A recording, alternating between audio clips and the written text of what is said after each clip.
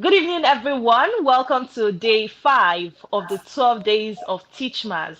And this evening, we have Nnamdi Isichei on the call. Nnamdi is a data analyst, is a data engineer, and he is the founder of DataFide. So he's here to speak to us on innovative assessment strategies. Welcome, Nnamdi, to the show once again. Yeah, thank you. Thank you for having me on this call. It's amazing to be here today. Yep. Awesome, awesome. So I would like to ask you, Namdi, and the very first question I have for you is this assessment thing, what is the purpose of assessment?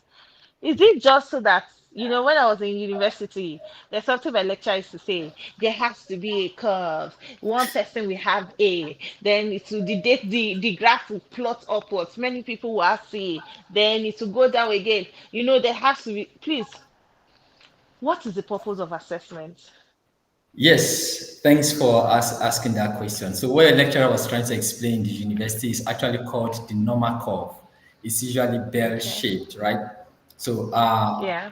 when you come from that angle, looking at it traditionally, and let me say fundamentally, he's actually speaking about the kind of assessments that he wants to give to students, maybe at the end of a teaching period, and you give your Okay. student the assessment. So it's expected, in theory, that there should be fewer students who may fail the Mm. assessment or the question, at a very, very low, high rate, who may fail it.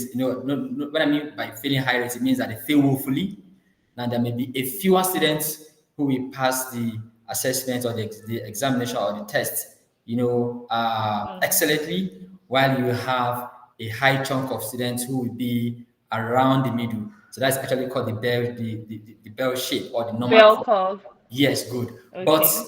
speaking about assessments, I'll be talking about assessments from data angle and from mathematical angle, right?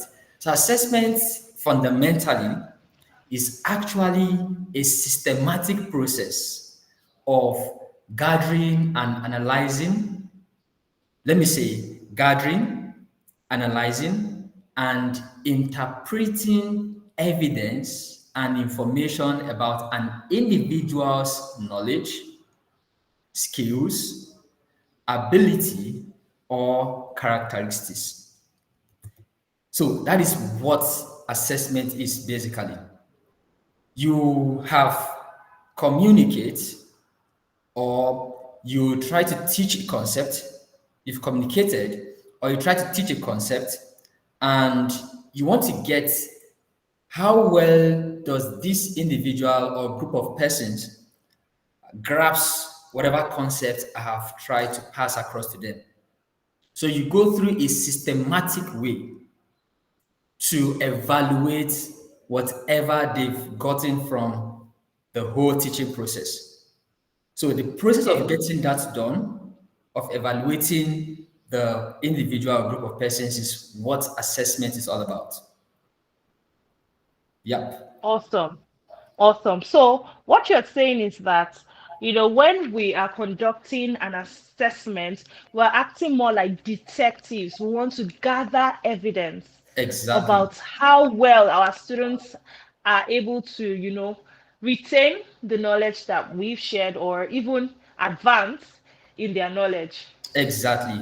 So, and the main purpose of actually doing that is for you to be able to make some informed and constructive decisions about the learning, the development, or the performance of your students. So, this particular concept of assessment is not only done in the classroom, actually, it can be done outside, even outside the classroom. Okay. Even as maybe you find yourself to, as a business person that does business. So when you try to see how well am I satisfying the people I am actually, producing for or selling to, in doing that, you are actually trying to assess what you're giving out and how well are they getting it. So and why you do that, why you take assessment, is to give you some kind of level of understanding about the people you're conversing with, so that you can take informed decision.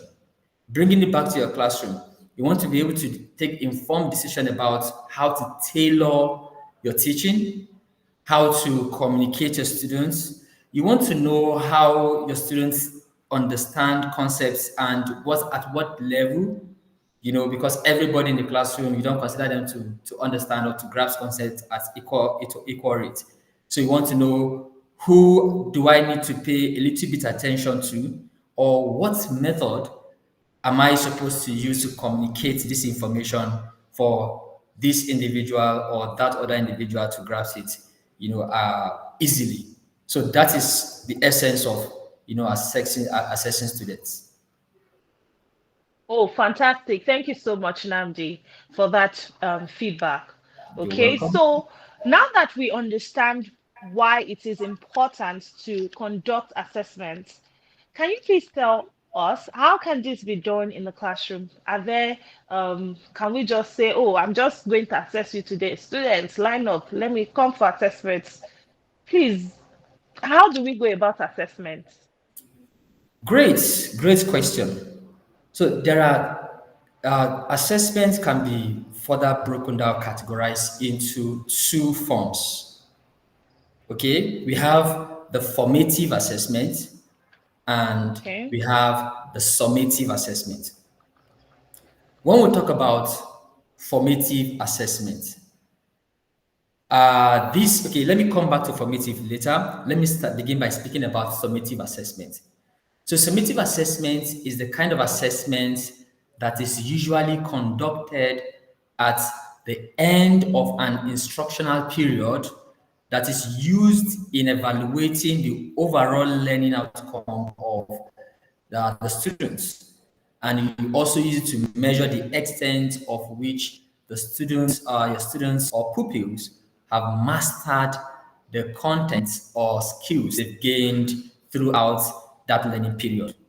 For instance, Yeah. at the end of, or the midterm of your the midterm break, or before you go to the midterm break rather, you give a continuous assessment, like a test, CA, right?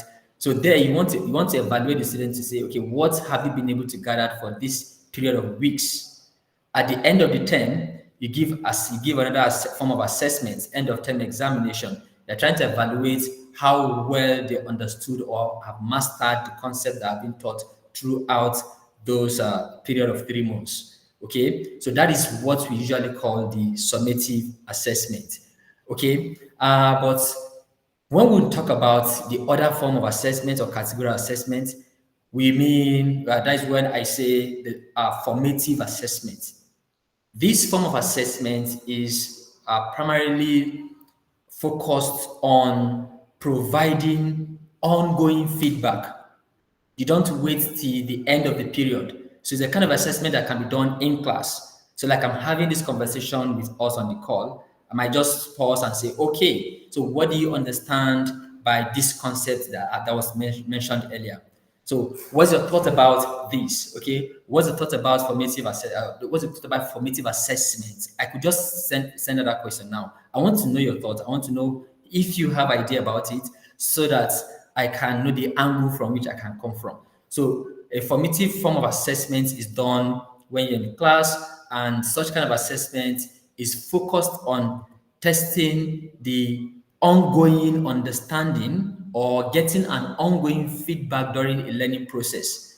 It's usually conducted to monitor students' progress and to identify learning gaps, and also to guide some form of instructional decisions. So you might just be in the class talking, teaching, having fun, and in your mind you're making sense. I've seen that quite a number of times when I used to be in the classroom. So I'm teaching in my mind, I'm excited. You see the students, they are also showing some excitement in their face, and they're nodding their Mm-hmm. heads, and I'll Mm-hmm. say, wow, I'm Mm-hmm. doing great. I'm actually impacting. But at some point, if you stop, okay, I can get there's a message on the chat now. I love this because it feels like true. All right, great. Thank you very much. So if you take a pause and decide to ask a student, all right, so what do you think about this concept? Something you've said in the class, and you ask, do you understand? That is a very wrong thing to ask your students. You just ask generally, do you understand? They will all say yes. Yes. Yes. Everybody So shout before yes. But you'd be amazed. You'd be amazed, like a math teacher, when I solve a question and I feel they've gotten the concept and I ask, do you understand? They say yes. And I just write similar question on the board. I say, okay, everybody, please, can you just solve this question and get me your answer? And you'd be amazed that it could be just 2 or 3% of students in that class that can get that thing right. Why? Mm, Because that may mm, be because the angle from which you have explained that concept, being the teacher, you're coming from a very high angle, and you're feeling that the students are flowing, but they are finding it difficult to get what you're saying. So this is what I do. mm, As a teacher in the classroom, when I'm teaching mathematics to be specific, I do not want to solve the problem in the class. I am performing formative assessment at each point. So I have a question on the board, beautiful. for instance, x squared plus 2x plus 5 equals 0. That is an equation. Mm-hmm. The next thing I want to ask my students, I want to be sure if they even understand what type of equation is that before we start solving it. So I ask, so what kind of equation do I have on the board? Okay, so do not assume that because they are maybe grade 12 students, everyone in that class must know what that kind of equation is called. So you are amazed that they don't even know what kind of equation you're about to solve. So if I ask that kind of question, what kind of equation do I have on the board? And then you begin to see that some persons do not even know, they can't even identify the equation on the board. So what is now imagine you as a teacher assuming that they can understand the equation and you start solving. Now you already they don't know what kind of equation, so they don't know what you're doing actually, even if they claim that yes, I understand. So first of all, ask the question, then they answer your question and say, oh, great, this is a quadratic equation. For some persons that may not be able to understand, from there you would have been able to point it out. And if you find those kind of students, you could also ask a student in the class who got the answer correctly and say it's quadratic. So why is it quadratic? So that is a kind of Fantastic. formative assessment, trying to get the angle, even if the answer is correct, the angle from which they are Mm-hmm. getting that answer or give you the correct answer. You want to be sure that they Yeah. actually understand what they are doing. So at each point, Mm-hmm. you ask questions. And when you engage the students, you are able to get them to a level where they can flow with you and the teaching, the interaction in the classroom will go so well. So I'll always Fantastic. encourage a form of formative assessment, trying to ask your students at each point, try to get the progress of how well they are following whatever you're teaching and all of those. So in fact, making it a kind of interactive session and engaging session with your students will help you get them from where they are, the point you met them, to a point you intend to get them to. So that is basically what it is. The summative is actually an assessment given to your students at the end of a given period, while the formative is that kind of throwing of questions, doing various activities in class. There are different kinds of formative assessment, that forms of formative assessment that you can have in a classroom when you're teaching. And I believe that we're going to mention some of them as we continue this conversation. So that is what it is basically. Yep, so that is it. Fantastic. So there are two things I want to highlight from what you've said so far. The Mm-hmm. first thing is that it's not education is not about the teacher. So it's not about how well you're able to present the information. It's about Yep, how you are able to drive retention from the learners. exactly. And I also learned that you don't ask as a teacher, do you understand? You look for ways to Sure. actually bring up things to strategies to assess their learning. That's formative assessment. Some people call it assessment for learning. And then Exactly. someone raised a point in the comment section.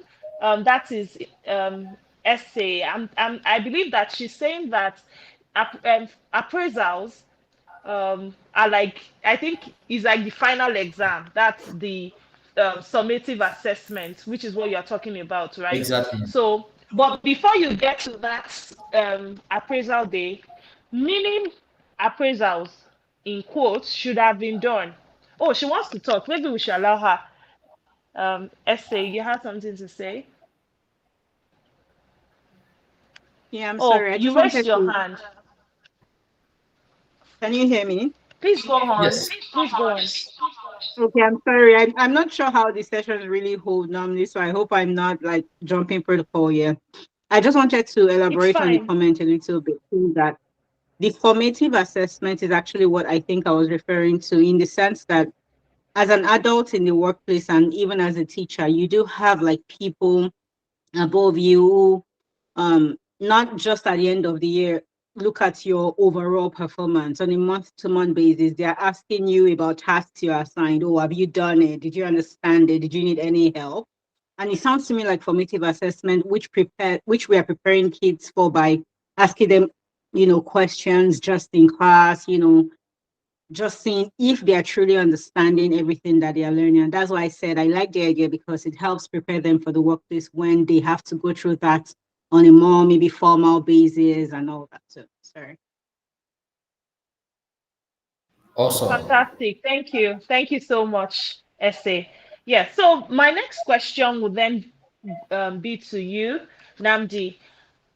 What strategies can we use for this formative assessment? You have told us now that we should not be doing, do you understand? Exactly. Yes. What strategies can we use for assessing learning? All right, great. Thanks for that question. So, for formative assessments, there are different strategies you can use, and that would depend on some factors. First of all, it will depend on the kind of topic you are teaching, the kind of classroom or students you have, and the overall objective of that lesson. So I would Okay. just give some instances.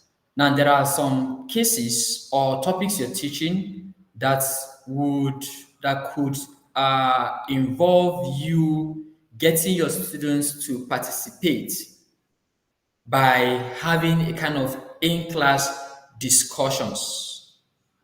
You could have quizzes. You could have polls. You could also have peer reviews during a kind of a project.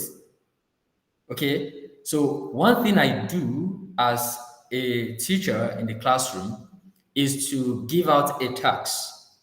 Okay, and I would ask my, I know this used to be a strategy we usually use even while I was in school long ago, where the teacher would say exchange your notebook. I don't know if anyone of you have ever had that experience. Exchange your notebook and mark your students But work. then somebody who doesn't like you sometimes will mark you wrong when you were right.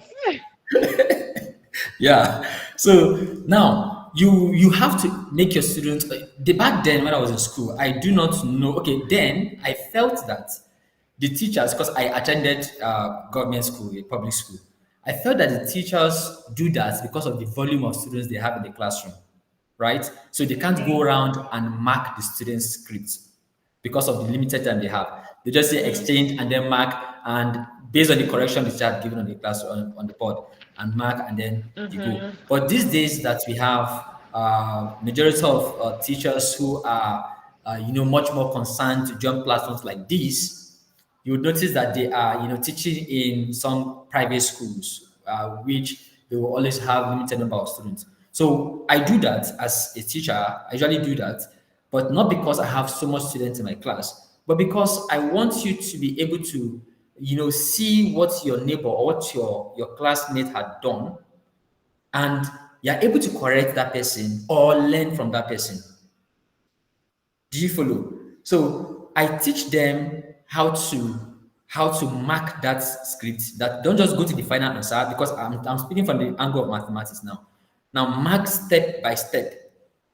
So because as I'm Fantastic. solving in the classroom, I take a step. I say, this is the reason why I do this. This is the reason why I do this. Now check your neighbor, your classmates. Have they done the same thing? So what do you notice there? What should they have done correctly? So they are able to correct and learn from that process. So that is a kind of peer review.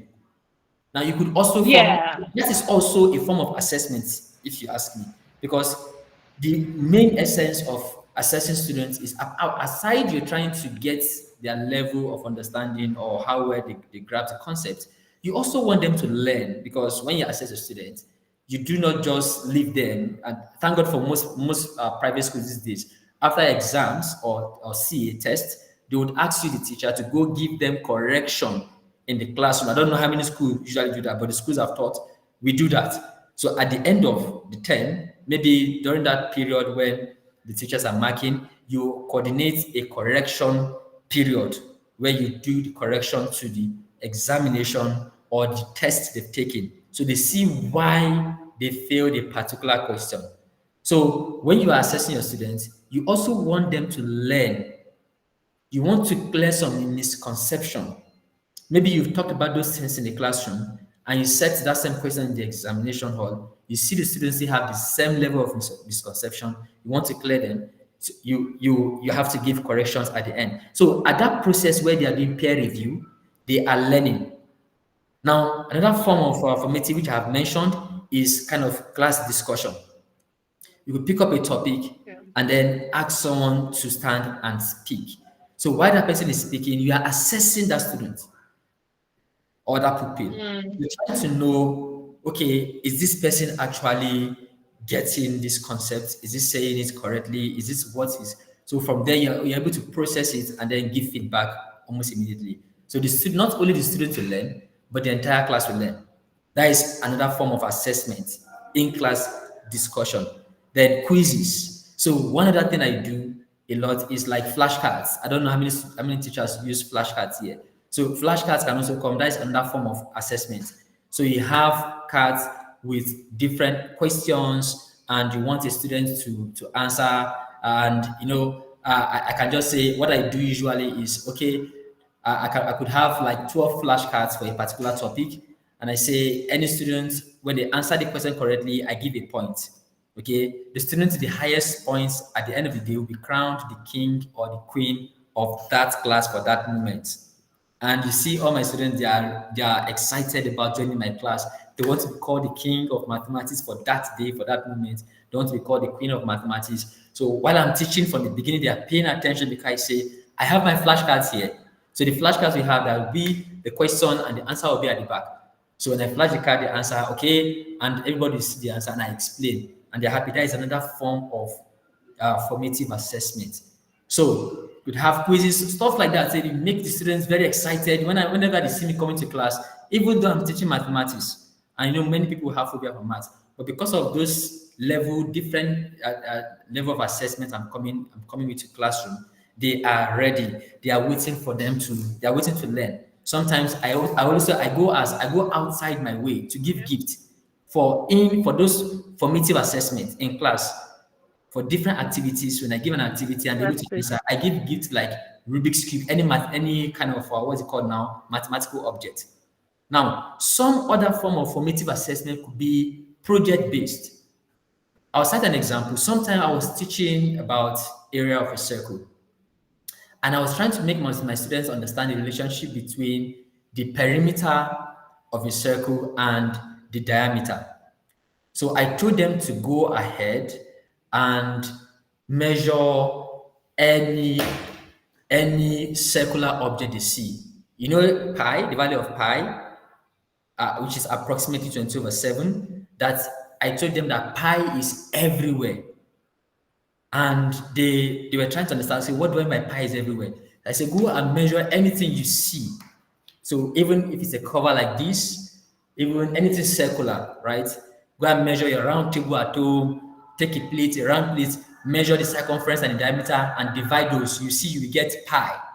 If you see the results for the next day, they came. I said, just it's either you can take a sketch of what you have measured or write the name of those things you measured different, irrespective of the size, whether it is big or small, you will get the same value, pi, an approximate value. They were so excited. And do you know that those students will never forget what that thing means, because that is an activity-based assessment. So, and it went a long way to help them understand that concept. Yeah. So those are Fantastic. different forms of assessment. Fantastic. I remember the first day you mentioned this thing to me. I was like, please, what was I doing with my life in secondary school? that every matter, you say the value of pi is 22/7, and we're just writing and then calculating, but we never really understood that pi, that value. Thank you so much. Amazing, amazing. Do you still have more strategies for us? Because I'm ready to bombard you with more questions. Yeah, so basically, those are the strategies that one could use. It just have to be sometimes it's inspirational as a teacher. Now, I would like to say something. I've seen people just see teachers, as people that do not do work, so much work, like casual. As a teacher, you have to be very creative. When I used to be in the classroom, before I go into my class to teach a particular topic, I could be up throughout the night thinking of different strategies to make this topic, especially when I want to teach topics that Come are boring, alive. right? And I know that students don't want this, they don't like hearing about this. I want to relate it to things around them, and I teach Mm, mathematics. So I could be up throughout the night mm, doing my research, surfing the internet, and I know that one thing that will help them to engage, I do not want to do the talking throughout. I will always not want to do the talking throughout. So one thing that will keep my students engaged is by assessing them at intervals. So you have to be creative as a teacher. You have to think about, what do I want to teach? How do I want to pass this message? And what questions, what form or kind of question do I want to ask at intervals? So it's very important. Please do not make the mistake of entering a class and say, because of my time, I want to cover this syllabus because of the limited time I have, and you go into a classroom and speak all through. That will not be so good for the students. Let it be learner centered and not teacher centered. center. Let your focus be learner Fantastic. centered. And one way to getting your teaching to be learner centered is by creating formative assessment at different times. Now, just be creative about it and come up with different kinds of method of asking questions and making your students be part of the class. So another form of assessment could be you call them out to the board. Students want to come to the board sometimes. They want to hold the marker. They want to write something on the board. That is also assessing them. So those are the different kinds of Fantastic. assessments you could have. Yeah.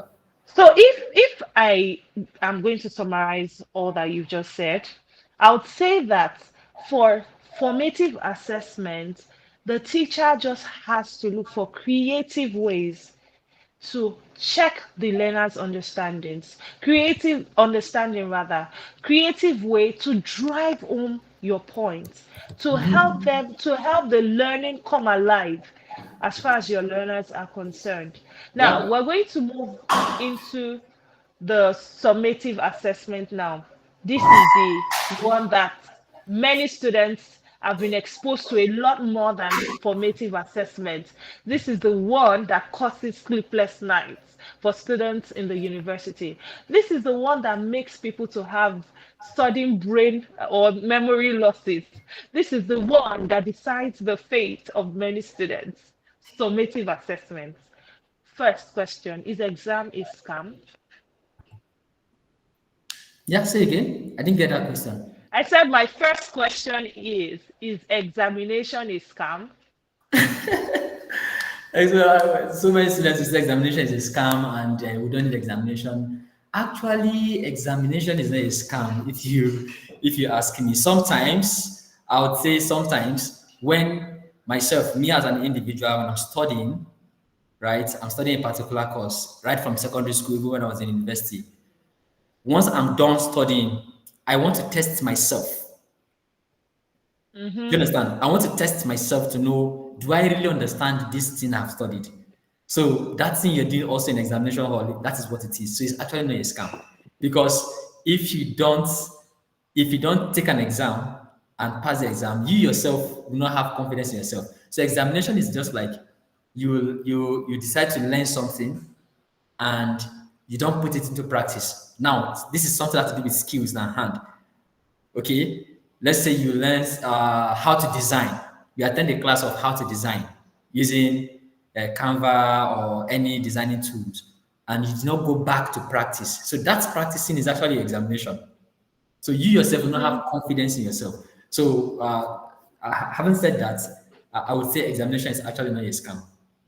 it Okay, is but for okay. me, Let me allow oh, you. Okay, let me allow you continue. Just continue, please. for me, I would like to state or say it or just suggest that some exams are scams. Examination that tests knowledge that was not actually imparted in the first place. And for instance, let me put it this way. Let's use appraisals. SA brought in appraisals into this earlier. So let's use appraisals for instance. I come to you as a manager on, say, the last day of the year, and you've been working with me for the past 12 months. And I come to you on the last day of the year, and I'm telling you, in January you were so weak, in February you were weaker, in March you stepped on me, in July you did, and I count everything you did wrong all through the year. As the person being appraised, I'm going to be like, please, sir, when were you in January? Do you get? So I feel like summative assessment that is not backed by formative assessments can be a scam, where you have not assessed the learner's learning all through the process and filled the gaps that you have noticed, and then you just come and dump hard questions on their laps. So I think that kind of exam is a scam. Yeah, well, I will agree with you to a large extent. So if I Okay. have my way as a teacher, I would prefer a cumulative formative assessment to a summative assessment, to one-off summative assessment. Because those cumulative, at various points, I can study your improvement and the rest. I would taking note of all of those And things, be track recording it, learning. improving. Because really, we cannot really judge or test the judge smartness or brilliance with just one of summative assessment.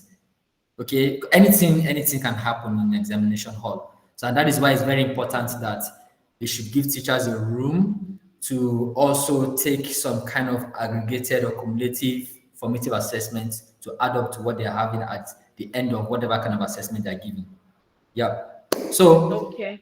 All right. and we should bear in mind that we are not actually testing our students or giving our students examination to fail. That is not the goal. Okay, it's not to go and give them difficult questions to make them fail, but it's to just test their understanding and see how well they grasp the concepts, not something too difficult. Well, we will talk about those as we move on. Let me just allow you to ask the next question.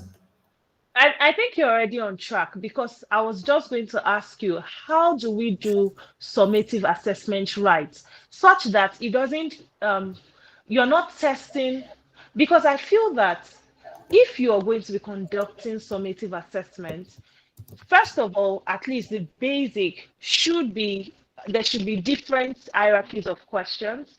That you should also be testing the knowledge that, I don't know, I want to say you should be testing based on what they should know. So how do we actually do, though somebody may argue that, oh, there should also be that element of challenge in summative assessment. So how exactly do we do summative assessment right? Okay, so the first thing you want to begin with when you are creating a summative assessment is to understand the concept of the Bloom's taxonomy. Okay, Okay. you have to understand that aspect. Now, with the Bloom's taxonomy, you have different hierarchy of level of understanding. You begin with the understanding. I mean, with just the basic "what is" kind of question, trying to test understanding.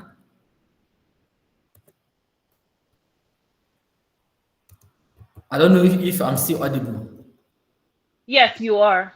Clearly, I can hear you. Okay, great. Awesome.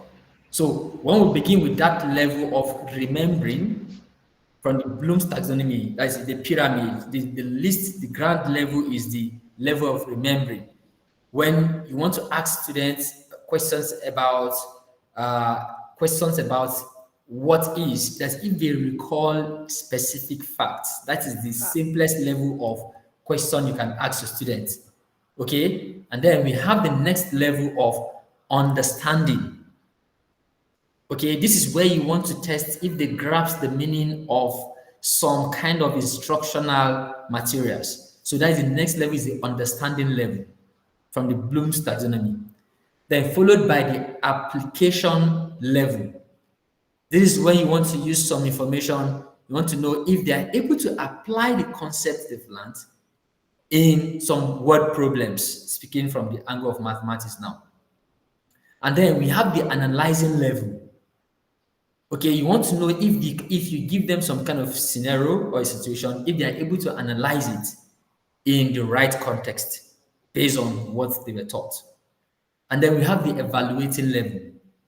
This is where you want to examine information and make some form of judgment, or you want your students to evaluate some information and make some form of judgment from the questions you've given to them. And finally, Okay. the highest level is the creating level. You want your students to use some one information they have to create something depending on what you want them to do. So these are the various levels of according to the Bloom's taxonomy of questions that can make up your any form of assessment you're giving. Now, we Okay. should try as much as we can not to focus on the peak, which is the creating level. That is where you make your, as if you make all your questions be very difficult, and then you are not helping matters. So we should ensure that we distribute these questions across this level of Bloom's taxonomy. Teachers Okay. should go a step further to highlight the topics they've taught, and Okay. you give a kind of do a kind of normal do a kind of distribution across these topics you've taught. You know the topics that you dwelt much on, the topics that you spent a lot of weeks teaching, and you know you did justice to those topics. You decide on the number of questions you want to set from those topics. Now, this is talking about or speaking about getting summative assessments right, not just setting assessment or questions to see to the failure of your students, but to Mhm. ensure that okay, they've grasped concepts and you just want to test them on how well they understood the concept. So you won't say you want to set 50 questions, for instance, and then you go to a particular topic or a week that you know you did not spend so much time on, and you're setting the higher higher junk of Higher the order questions, thinking. right? And then you go to a week that you spend a lot of time and you did a lot of justice to that and just set fewer questions from there. So while you're distributing the questions across the difficulty level based on Bloom's taxonomy, you should also distribute questions across the topics that were covered based on the amount of time spent. That is very important, very, very important. Okay. Then the Okay. next point you have Uh, to look at when setting summative assessment. Okay, you want to ask a question? Go ahead. Yes, just to buttress your point there. According to the Bloom's taxonomy, I just thought to give like an example of questions that we can ask based on that. For instance, if you are teaching leadership as a question as a topic, so for the remember level, you can ask what is leadership, and there you are just simply expecting your learners to restate what they have learned in class that leadership is. However, these questions just test their ability to do la cram la pour, right? Just to remember facts that you presented. Then there's the understand level. For this understand level, that's where you now ask them questions like, why is leadership important? This Exactly. time around, the learner is now using what they understand based on what you've said to convince you that good leadership, maybe you're asking them, why is it important to have a leader? They would then convince you. That means that learner not only understands what leadership is, they can now uh, they not only remember what leadership is, they now understand that concept of leadership. Then the application is where we can have a case study. You have just been appointed as the head boy of your school. How are you? And the school's major challenge is that maybe junior colleagues are always rude, or maybe the senior colleagues are always being mean to junior colleagues. How would you resolve that issue? Now, this is where the learner is now applying what you've taught them on leadership. And from here, they can now say, oh, a leader is empathetic. So, Exactly. as an empathetic leader, I am going to do this. That is the application level. Then for the analyze level, that is where data analysts like Nnamdi come in. You present Exactly. them with that data, right? And then you give them the Yeah. chance to then compare. For instance, you can tell them about two types of leaders.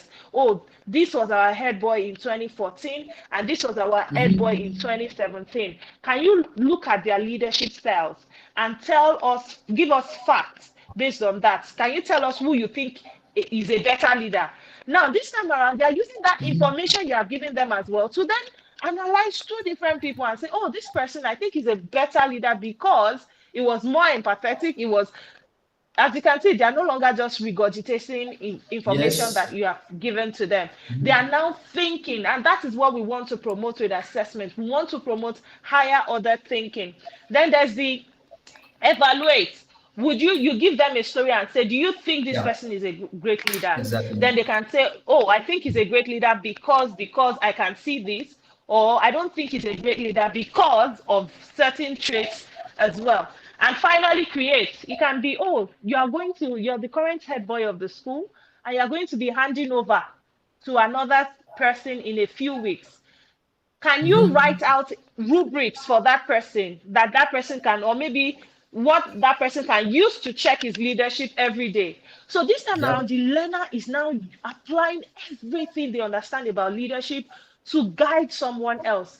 And that is what we want to achieve with assessment. But like Nnamdi already said, going back to what you said, we want to also ensure that we have a spread of these questions. Sure. So I'll just leave you to, you are going to go on to your second point, Namdi. Yeah, yeah. So thank you so very much for citing those very important examples. Yes. So the point I was going to now is in constructing the questions itself. You ensure that you make your question as clear as possible and not ambiguous. So do not set a question that will make the student ask questions in your question because it's not clear. All right. So in the statement or the construction of your questions, you should make them very, very clear. Clear. Okay. Now, when you're setting your questions also, try to use some kind of plausible situations. So when I say plausible situations, don't use examples that are not feasible in your questions and even in your options for those questions that are multiple choice questions. I'll set an example. I can say that a man, that's a man who weighs 5 kilogram. Please, is it possible for someone to weigh How five is a kilogram? man going You understand? maybe he's a pygmy. So you understand. So you have to use plausible situations. I mean examples, and that in your question, make it something that is real because we are not just testing students. Real. We want to see them being able to do this in practice. Like if they are faced with this situation in real life, how are they going to handle it? So set your questions that Fantastic. way. Okay, and then Fantastic. still talking about structuring of the questions. Now I want to focus on multiple choice questions. You see the options. Among the options, say you have multiple choice questions with 4 options, A through D. The options will have one correct answer, right? Now, the other options that accompany the correct answer is they are called distractors.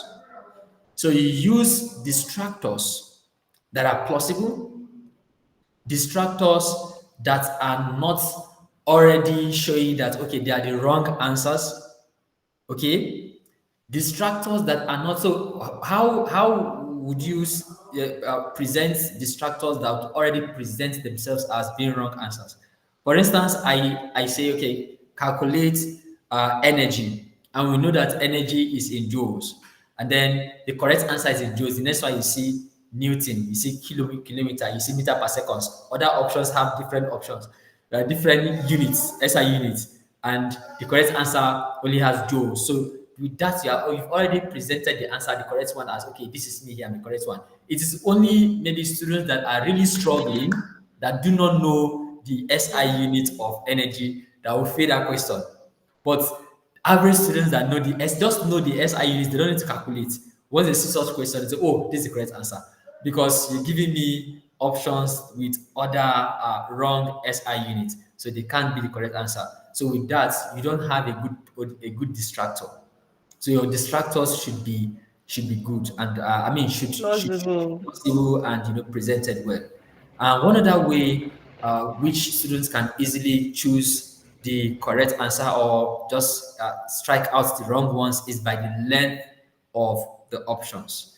So sometimes you would see in your multiple choice question the correct answer will be so lengthy, while the distractors will be short, short, short, short.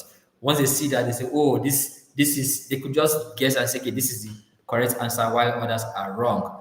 Now, in some other situation, the reverse will be the case. You see, the correct answer will just be one word, while the wrong answers will be sentences. So you want to ensure that they are of the same length. Now, you're not doing all of those to confuse the student, but you're doing those to make your question standard.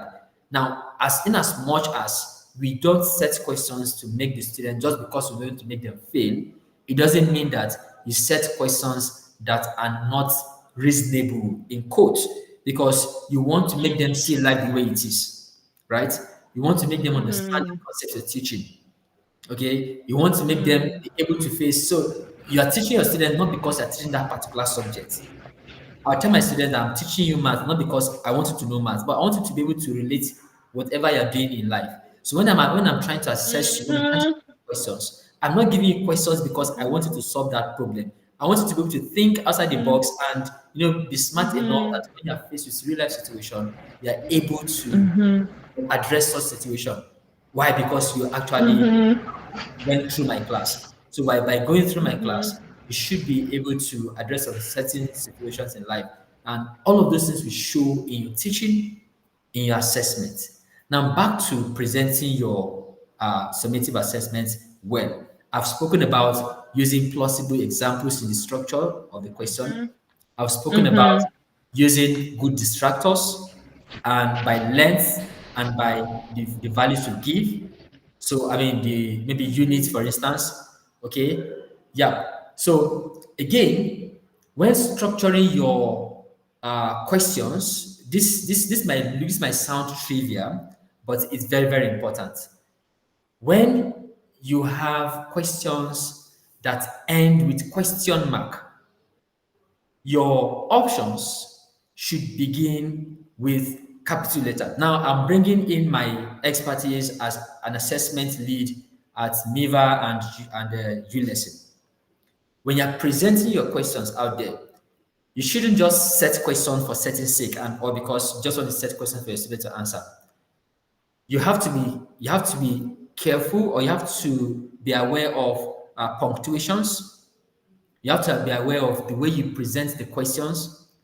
You have to present it in a standard format. So what are those things you have to look out for? I just mentioned one. When your question ends with a question mark, what is the what is this concept, or who is, the W, the H, the W's and the H kind of question that will end the question mark. You should begin your options with capital letter. Why? Because Capital even, letters. even when you're constructing sentence, you're writing an essay, when a statement ends with a question mark, which makes it become a question, the next thing that follows should be capitalized, right? So that is also applied in question setting. Now, when your question ends with a dash, all right, like a dash, and you want them to pick the correct answer from the option to fill in that blank, the options should begin with small letters, Okay. lowercase, except they are proper noun. Okay, they should begin with lowercase. Please let's take note of all those. Again, if you have a question that has something like that ends with a or an, a slash, sorry, you want to fill in a blank. Okay, the name of the country you are in is no. Then let me use that example. I'm trying to think of a particular question that would use a dash. Okay, what is the name of the character? in the passage read. A And so what I'm trying to say is this: if you want to put in the blank, you should not use just A when you know that the answer starts with a consonant letter. And then you put other options, distractors that starts with vowel letters. So that will already make the students You have easily already pick it. given it to them. Yes. Exactly. So it's better you say a slash an if you know you have mix of vowel letters and consonant letters that begins the correct answer. So you put a or an or a slash an so that you're not directly pointing to the correct answer. Okay, so those are some things you have to look out for when structuring your multiple choice questions when you're preparing your summative assessment. Yes, so those are some of the things you have to look out for that I can remember now. Yes, over to you, Christiana. Wow. Fantastic, fantastic. So I believe that after now, teachers can see that even it doesn't matter what class you're teaching, you can see that when your school requests for exam questions, you're not just going to go, okay, what is it now? What is there's a system to it. First, in how you pick the questions that you will ask, you have to ask questions that will drive higher order thinking. Next, you also have to structure your questions properly. You have to use options. If you're having multiple choice questions, you have to use options that are plausible. It should not be that you ask which of these is not a noun and they can already see without being told that this one is not correct because every other one was written with one word, but that particular option has like a full sentence. Come on. So the essence of this is because assessment drives learning. Like Exactly. he said earlier, it is when you get the results from the assessment that you can then now get data and say, oh, this is where my learners are performing here well, and these are the concepts they are struggling with. And then you can then fill those gaps that you have noticed. So currently speaking to us is Nnamdi Isichei. Is currently serving as a manager on the curriculum team at Miva Open University. He plays a pivotal role in driving data-driven decision-making processes within the organization. His commitment to excellence extends beyond his professional endeavors as he actively contributes to the Data Scientist Network, DSN, where he collaborates with like-minded professionals from around the globe. Nnamdi has earned a reputation for his adept application of machine learning techniques to address real-world challenges. One notable project includes his collaboration with global teams on bioinformatics for breast cancer treatment using machine learning. Amazing. As a key contributor to the Omdena local chapter in New Orleans, USA, he demonstrated his expertise in harnessing the power of machine learning for advancing healthcare solutions. Namdi, I am so proud of you, and it's such a delight to have you here. Thank Just you very before we much. round off, I'd like to know, do you have any closing words to educators who are here now or those who will watch this video afterwards? Yes. So, as educators, I would like us to uh, try to use the data we gather from the assessment of our students to make informed decision about the style and the method of your teaching. So I tell most of my colleagues that if you're an educator, you generate data on a daily basis. For the fact that you go into classroom, you generate data on a daily basis. For the fact that you give your students homework, you give your students assessments, be it formative or summative, you generate data every day. So try as much as you can to analyze such data and leverage on it to impacting knowledge in the best way or method of for to your students so that they get to get understand or grasp all what you have from them for them rather, and go ahead and impact in their lives. And remember, Fantastic. when creating assessment, you are not creating assessment because you want to fail your students or you want them to fail. Rather, you are creating assessment to test them and to also improve on your own delivery process to them. So that will be my last words. Thank you very much. Thank you so much, Nnamdi. And dear educators, it is on this note that I would like to remind you that you can share your takeaways from each day of Teachmas on social media using the hashtag 12 days of Teachmas. Right after now, we're going to have posts on the Instagram platform at Teachers Lounge NG. You're meant to just go there, share your key takeaways with us, and then afterwards, we're going to pick the post with the highest likes to qualify for copies of the reflection journal for teachers. So you'll get free copies of the reflection journal for teachers from me. Thank you so much, everyone, for joining this evening. I've had such a good time. It's been a long evening, but you stayed through. Thank you so much. Thank you once again, Namdi, for taking our time to share your wealth of knowledge with us. We appreciate you. God bless you. All right. Thank you, Thank you very much everyone. for having me, and thank you everyone for joining. Do have a wonderful evening. Thank All you so right. much. Bye bye.